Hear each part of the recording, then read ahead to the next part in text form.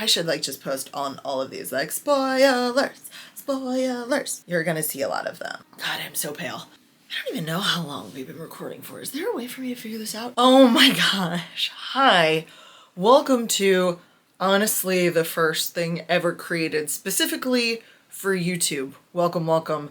My name is Jace, she, they, and you've found Jace Reads Romance, or you are continuing to find Jace Reads Romance, a community dedicated to empowering women about sex and sexuality through the reading of romance novels. I'm moving all of my bookish long form reviews here. If you listen to the podcast, I do some really quick breakdowns in the wrap-up episodes. If you've been on other social media sites, you might have seen little videos. But I want to take my time. I want to delve deep. I want to sink into these books with you all and be a little bit sillier with more time and space. At this moment, the plan is more longer form reading wrap-ups, ideally. I'm not even going to give you times because who the F knows. But I am here with my tablet because all of my notes on ebooks are here. And if I have a physical book, I'll probably be going along with it with you. If you've never seen a wrap up from me, what I mean by books read is books I finished. I could have started multiple books the week before and just finished them in this week. I almost never am exclusively dealing with books that I started and finished in a single week. There's overlap, but I had to draw the line somewhere. So when I finish the book is how I determine what week's wrap up the book goes into. And the first book this week that I finished was Triple Sec by TJ Alexander. This is not my first TJ Alexander book. It's actually my second. I read Chef's Kiss a little while ago and oh, friends, that was the slowest of burns in a way that I didn't necessarily appreciate. It was a slow burn and it faded to black. So when I heard that this book was spicier, I was intrigued, but I also didn't have high hopes because spicier than Chef's Kiss, that's a pretty low bar. That bar is real low. You don't necessarily have to do much for it. But I decided to give it a shot and jump right in.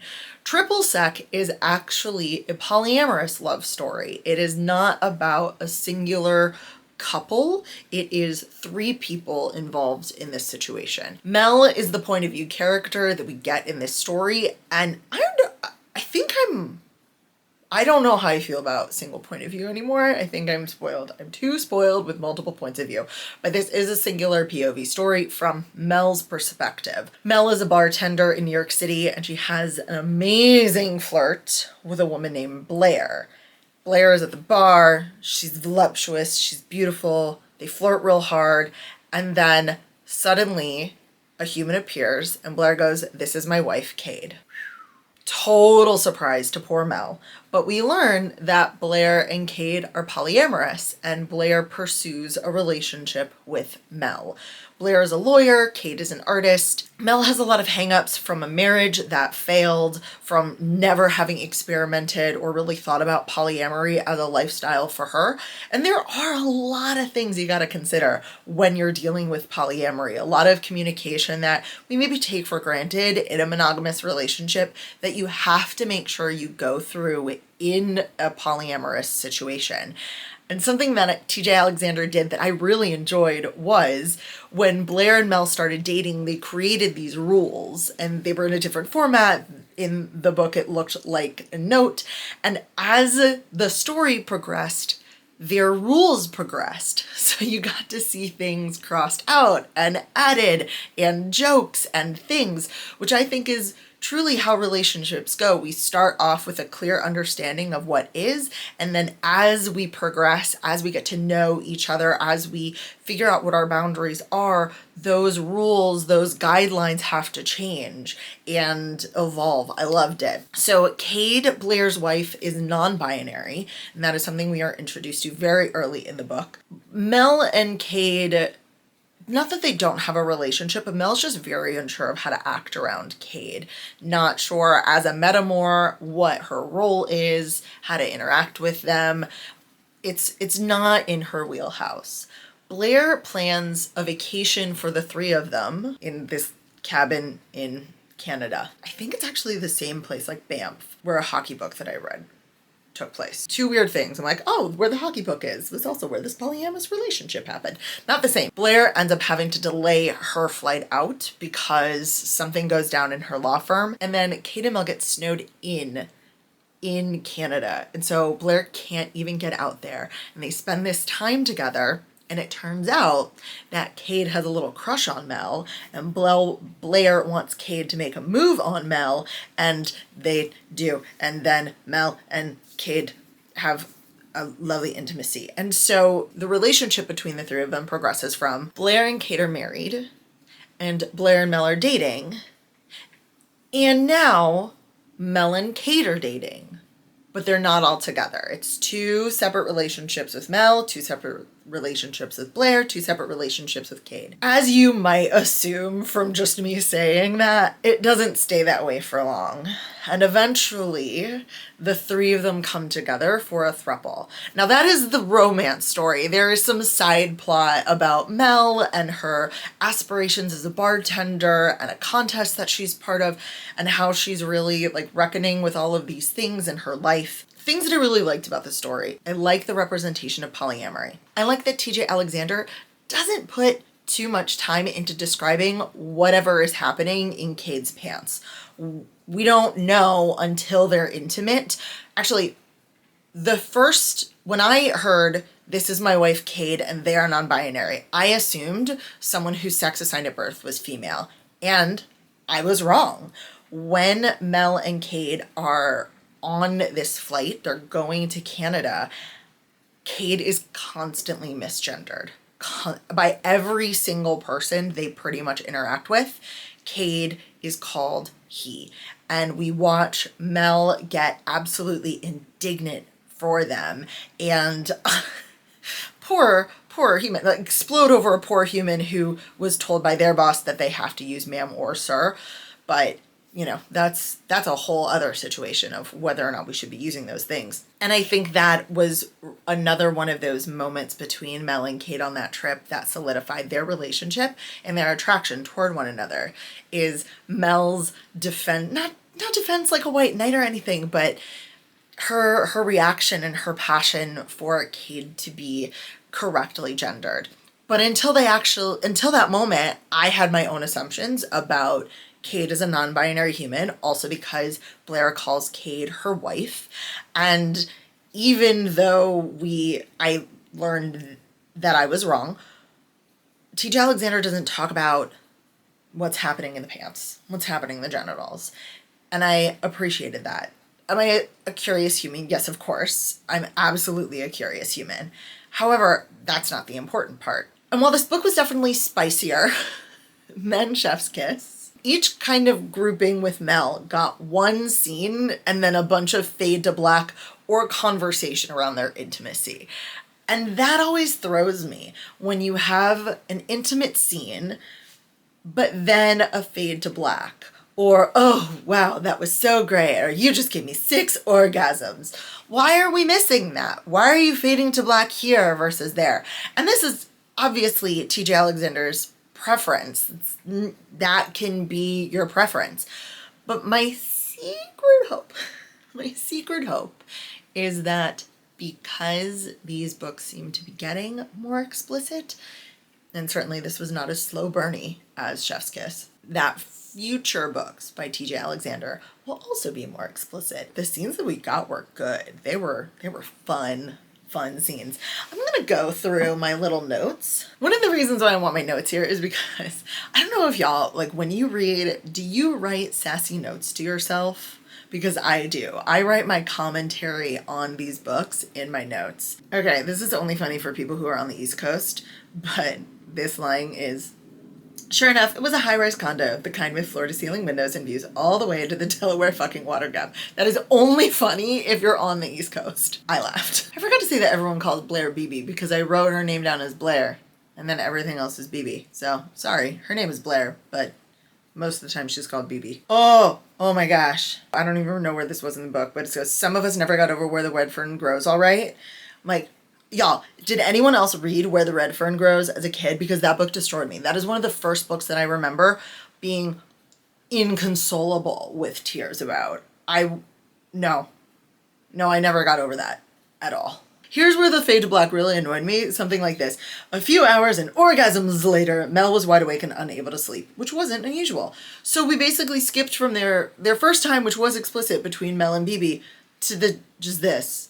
Like, they got home and then that sentence. I find that when you mention sex like that, it just makes me wonder why it's not on the page. Like, is it necessary to have it be there at all if we're not going to witness it? It almost makes me petty and go, I don't know if I believe you had all those orgasms. I mean, did you really?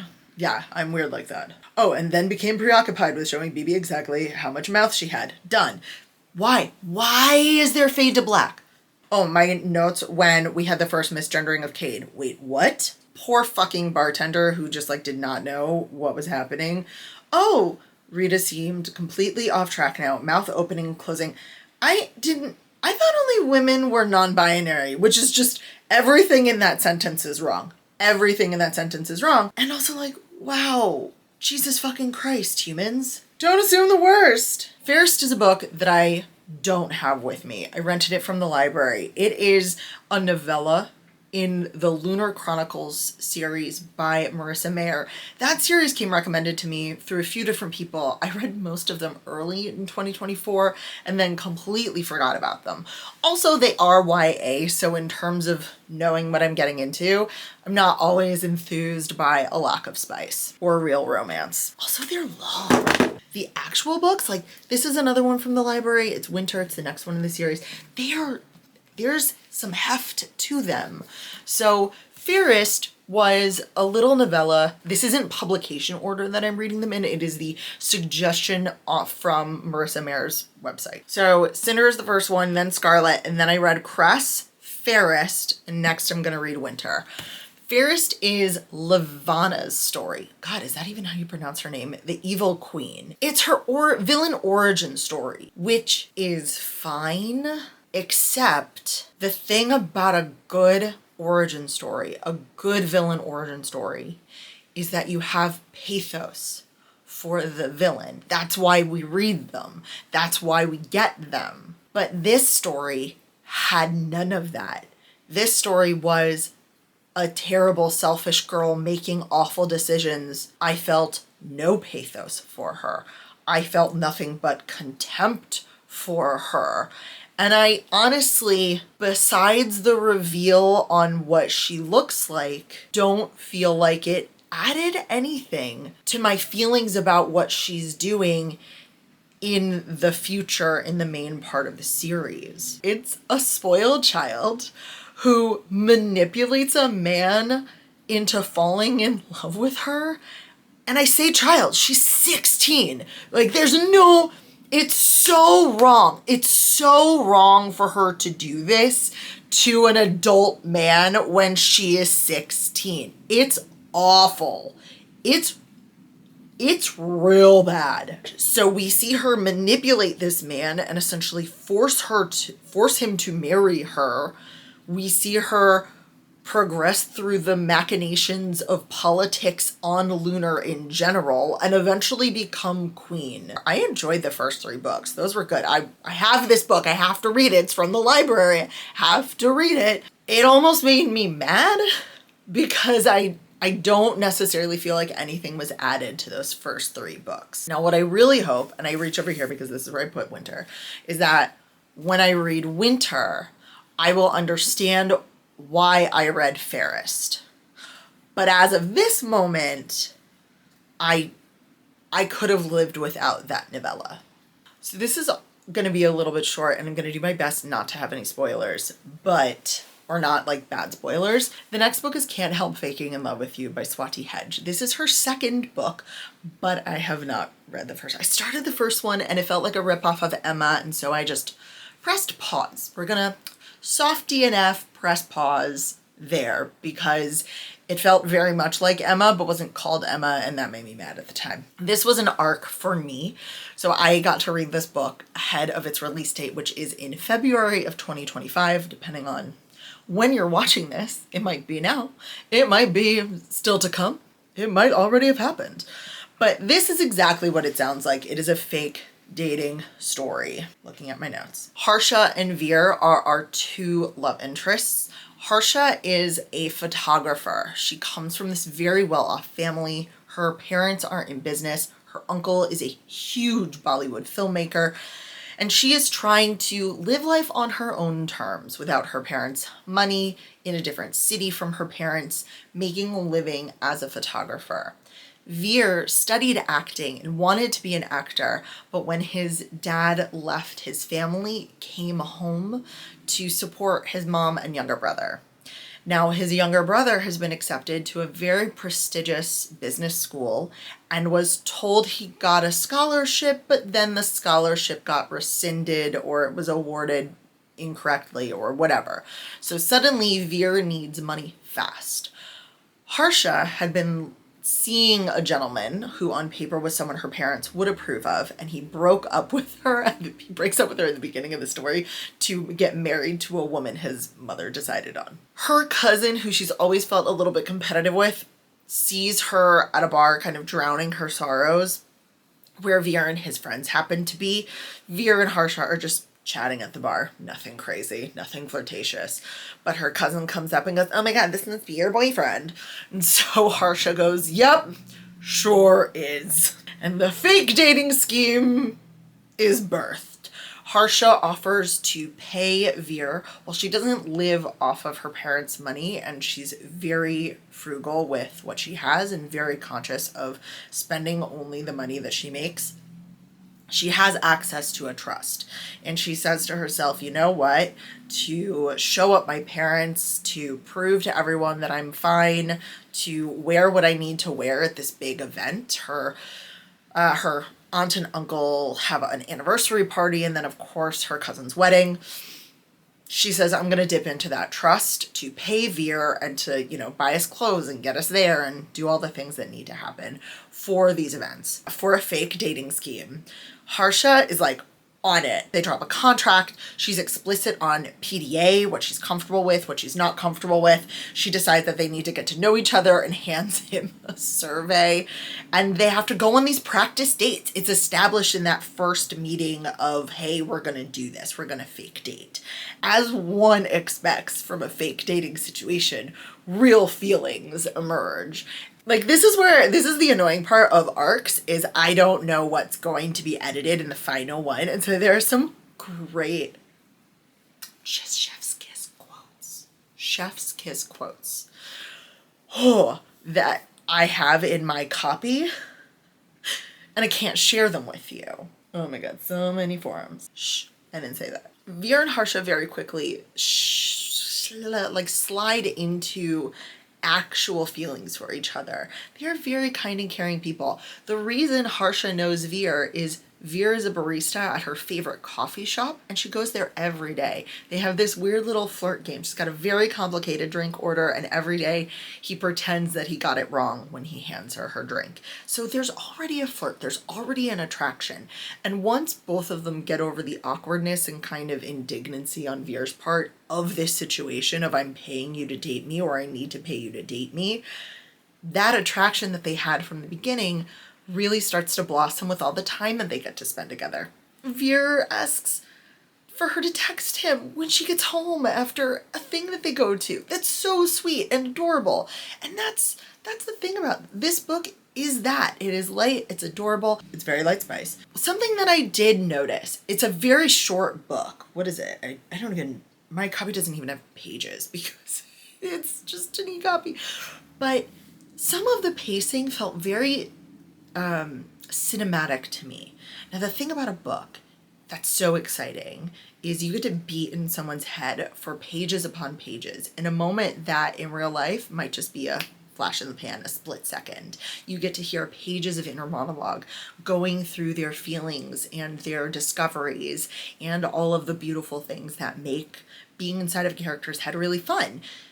Those moments didn't necessarily happen here. There were, especially towards the end, not that it felt rushed, but it felt like we got all the action and none of the character development. I won't go as far to say it was, the last season of Game of Thrones where we didn't see any character development, It felt like while I was reading it, it was the pace of watching a movie. It was very fast. And I do miss some of those moments of pause that you get with characters as they're confronted with their feelings and the climax happens and all of the craziness ensues. I do wish we had a few more moments of pause.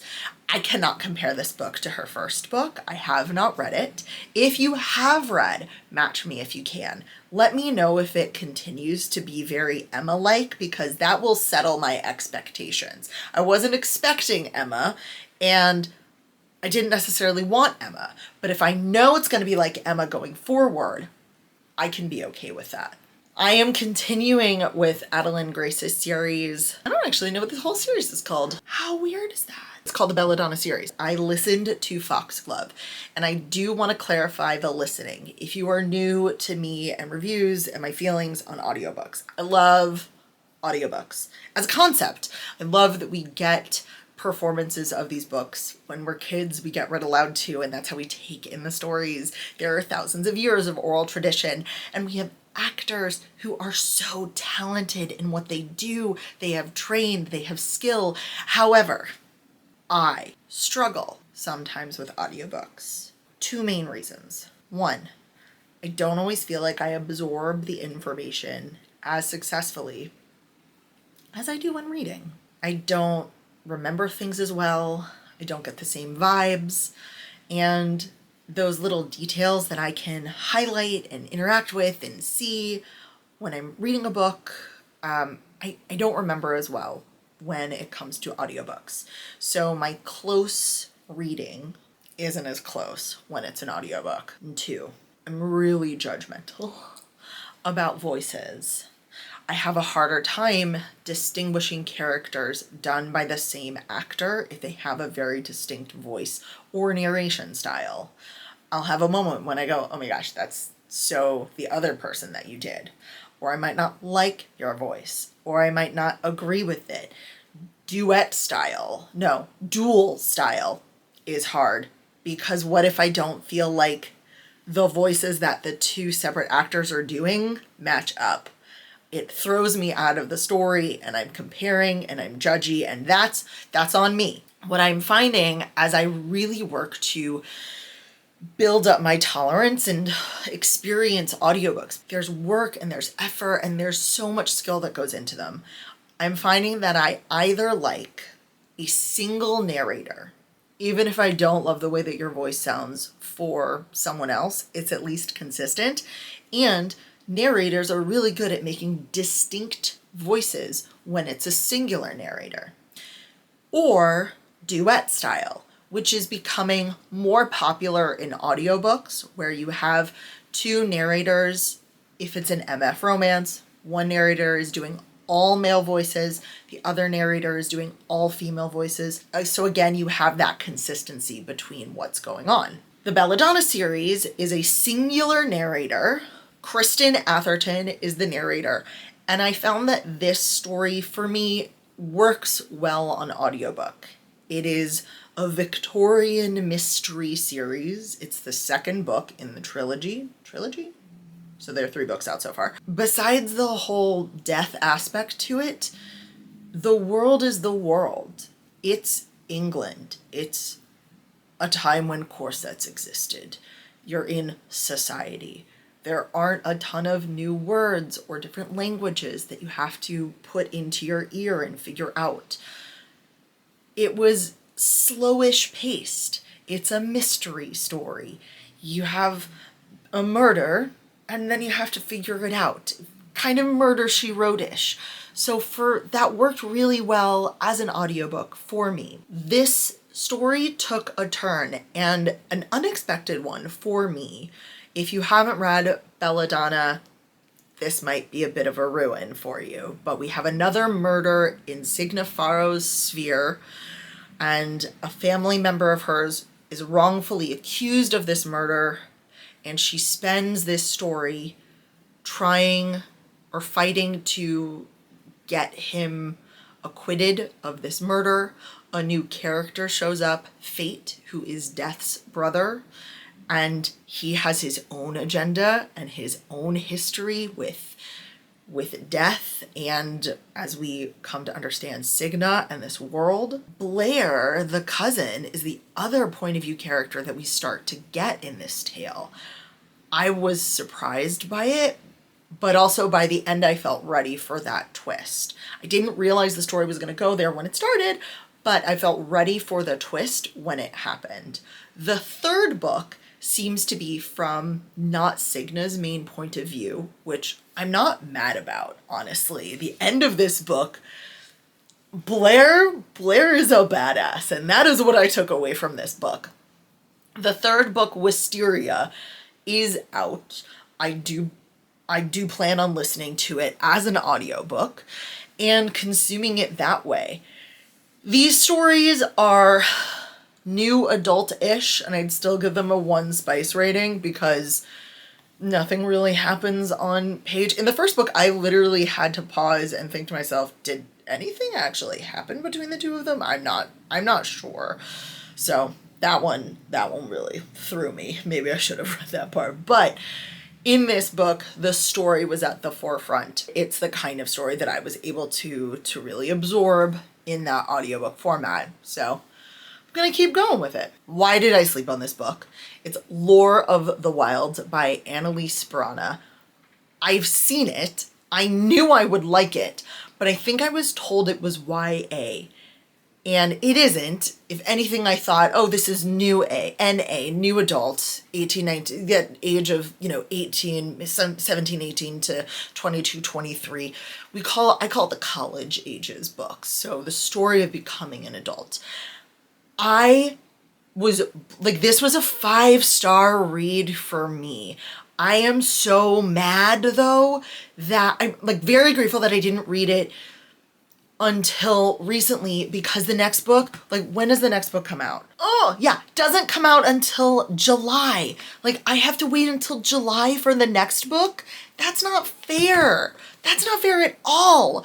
So if you're someone who, like me, just doesn't want to have to wait a very long time, this book came out in February of 2024, a year and a half. People who read this in February had to wait a year and a half, or will have to wait a year and a half for the next book, and that would break me. I'm not thrilled that I have to wait until July after having read it right now. I could not have imagined if I read this in February and wasn't gonna get my next book. Okay. So, we are in a fantasy world. This is a fantasy world, which means it is not our world at all. There are different rules and different creatures. Of course, there's Faye. Her name is Lore. The FMC, this main character, her name is Lore, and she is one of the humans. All the humans live in this tiny town where they are held almost against their will by the Fae of their land. They are not from this world. They somehow got transported to this world hundreds of years ago. There are a lot of stories, there's a lot of mythology that it comes from the stars, that they angered a god in their old world and that's why they were sent here, but they live in squalor, in absolute squalor in this town.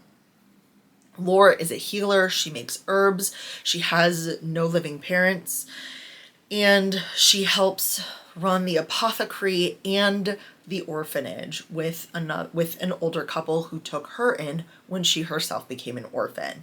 At the beginning of this story, a Fae Lord shows up in her apothecary and learns that she can read ancient Fae languages. Then that night, there is a huge earthquake and most of her town is destroyed.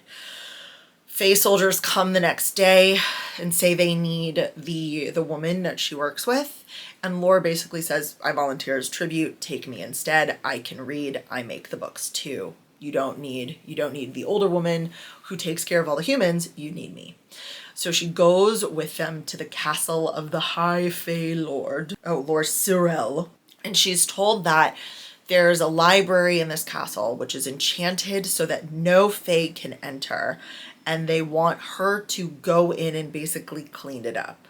the steward of the castle asks for her to give him any magical books, and she has assigned a guard who is Fae to just kind of watch over her. The guard's name is Asher. She has a history with the guards because there are soldiers who keep all the humans in the town, and she was trying, earlier in her life, she tried to sneak out. She got caught. She got stabbed because they're mean. And so she has a lot of issues. She and Asher do form a friendship of sorts because they're together all the time, and a bit of a rapport. She finds a book, and there's like weird magic that happens. There's a room that appears, and she finds what she believes is an empty notebook, and she starts using it as a journal, which the minute that appeared, it gave me very much Tom Riddle's diary vibes, and I knew, like, good job. That is obviously going to be a sentient book who does some weird shit. One of the reasons Lore stays in this castle is she was promised aid to her town. This book does eventually become sentient and shows her a vision of her town that is just as broken, just as hurting, where there is no aid, there is no help. And so she decides to run away. And that's kind of, I think, where I'm gonna not ruin the story for you, but she's then on this quest. Asher goes with her, and they meet other characters as she is running from the castle with this sentient book. Semi-sentient. We haven't learned the rules of it yet. Trying to figure out how she can help the humans. She wants to bring magic to the humans so that they can thrive in this world where so much is going wrong for them. This book just floored me. I was so excited by the world and by the world building. The rules were revealed in ways that didn't feel pedantic, didn't make me feel like I was missing out on something beforehand. There were plot twists going on that I didn't see. Seriously, when there's a plot twist at the end of this mother effing book, and when that plot twist came a twisting, I gasped.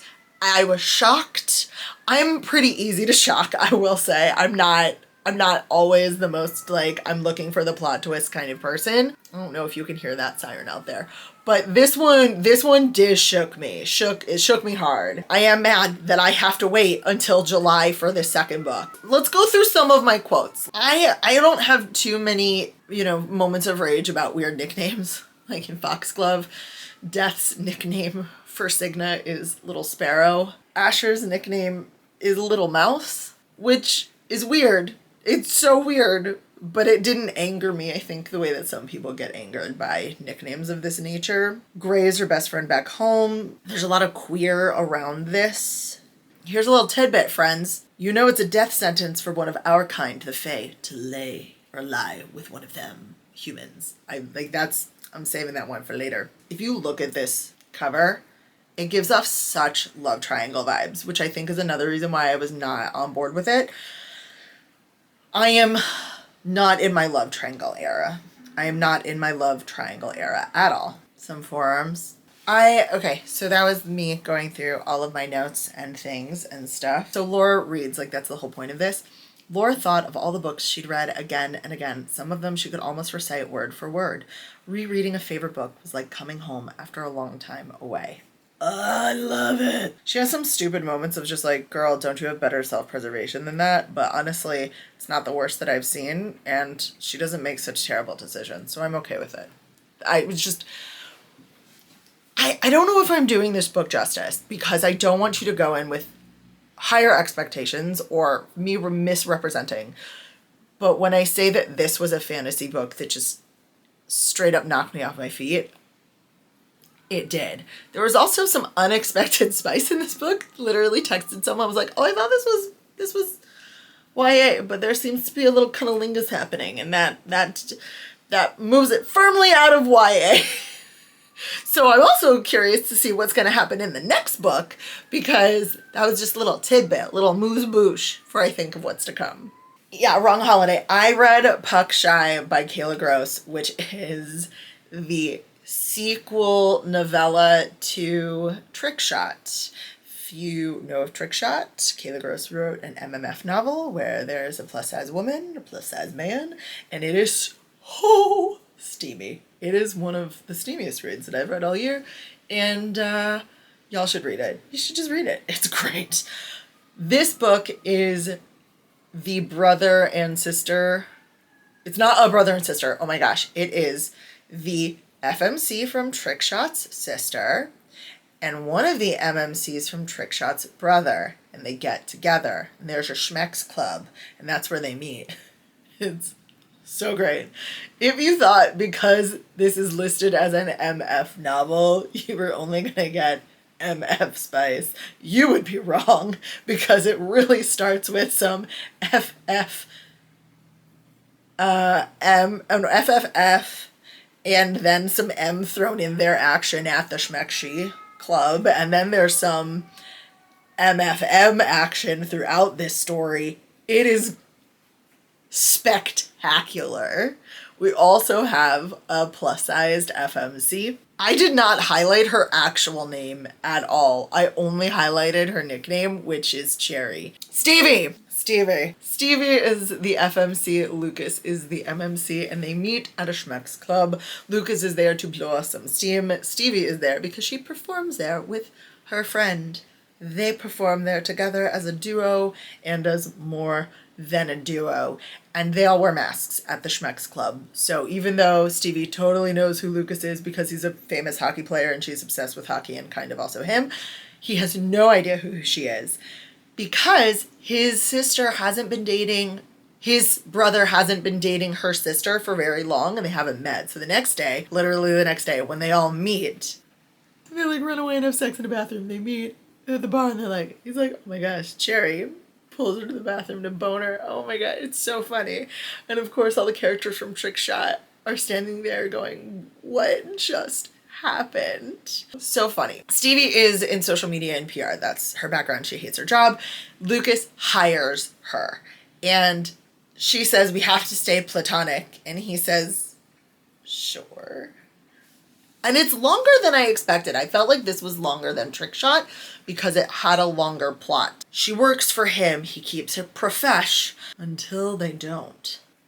Oh yeah, there is. I totally forgot. There is an MFFM scene. I forgot about that. This book is mainly spice. It's mainly spice.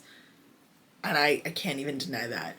But here's one of the most PG lines that I can share with you about why this book is amazing. Hands on the sink. Eyes on the mirror, Cherry. I want you to watch me ruin you. It's like one of my favorite micro tropes. Like, I'm gonna ruin you, or I've been ruined. I love that. It's one of my favorite micro tropes. I literally only have spice highlighted, and I'm not mad about that. Kayla Grosse has written. This is my third Kayla Grosse, and I will say that even though primarily what this is spice, and it's spice. It's spice, just spice. There is a lot of heart to it, and she writes characters that I find compelling and interesting and fun to watch. I guess fun to read about, but like if you're looking for a really spicy novella, and it takes place around Valentine's Day. It's a Valentine's Day novella. If you're ready for the next holiday, Valentine's Day, that's this one. So absolutely keep going with Puck Shy by Kayla Grosse. I am 100% blaming Therese M. Clarke for this. 100%. So if you haven't listened to the podcast episodes where I talk to Devin Sinclair and Therese M. Clarke, I ask about favorite authors and favorite romance books at the end of the episode. And Therese mentioned Theodora Taylor, who I had never read. I'd never read her. And then I think a week or so later, I was looking through, I got the opportunity to apply for an arc of her most recent holiday novella, which is Her Very Berry Christmas. And I got approved and I read it. It's great. It's bear shifters and it's there's no crossing of swords, but it is MMMF and it's spicy and just mwah. I loved it. And that wasn't, of course, that wasn't what Therese was talking about because that book hadn't come out yet. She mentioned her Mafia book and specifically the book Alexei.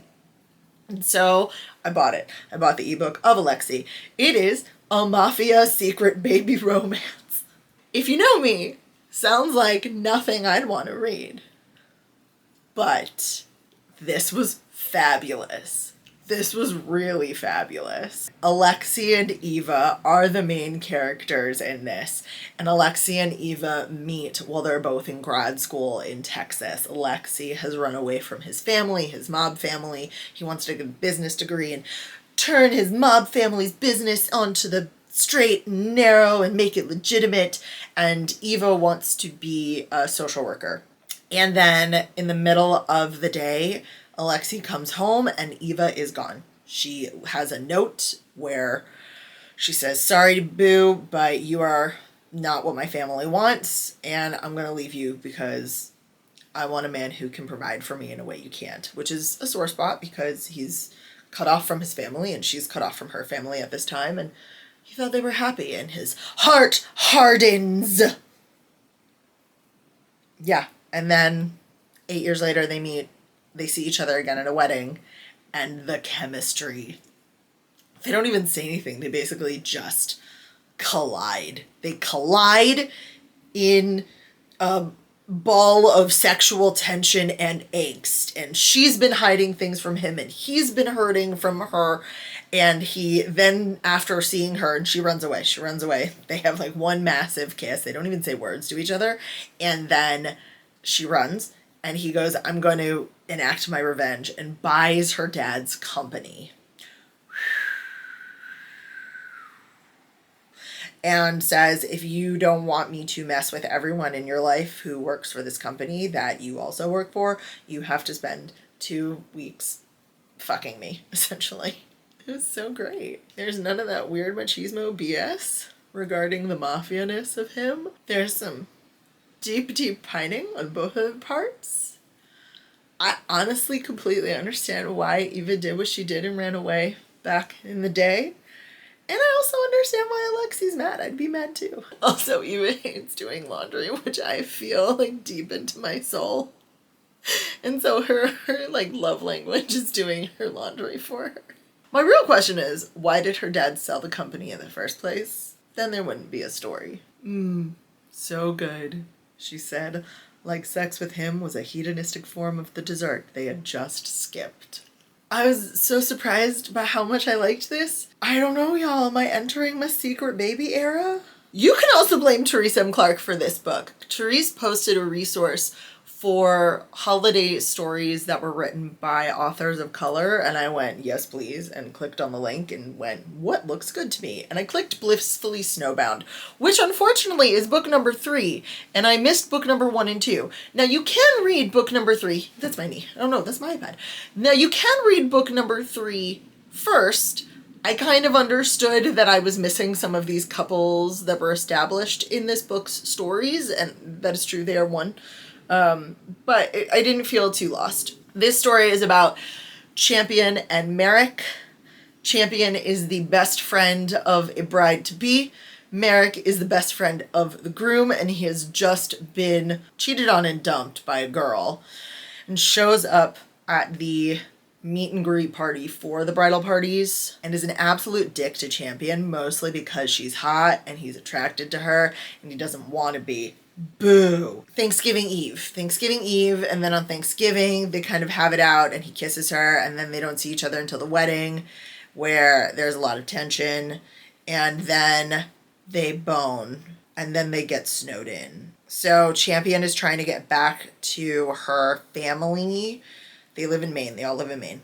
Not a bad place to be, but definitely a place with snow. And from the wedding venue on Christmas Eve,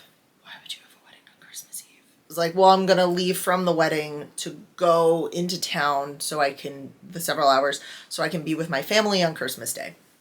And Merrick says, well, I'll do the drive with you because I like you and I want to bone you more. And they get snowed. They get stuck in the snow and end up at his house for several days just alone. What are you going to do when you're stuck in a house alone with a glorious hunk of man? You just bone. They do have a really funny interlude at the rehearsal dinner. And this is another holiday novella that is incredibly spicy. There were some moments in the spice that I went, You should always use lube. Thank you. A moment of penetration with a digit through clothes, like that just feels unpleasant to me. But then you have moments like a quote like this: "There's nothing sweeter than being snowbound with the woman I see as my present and my future. He murmurs against my lips." Like, that's beautiful. And it made me want to go back and read the first two of this series. If you are curious, I'll put in the caption the link that Therese gave me for all of the, or posted, the link that Therese posted for all of these novellas, so that you too can go and look. If you're a person who reads holiday all year round, this is going to be great for y'all. I think that's it. So that is all that I read from the 16th of December through the 22nd. I hope that you enjoyed this more long form video, and I'll see if we keep going with this.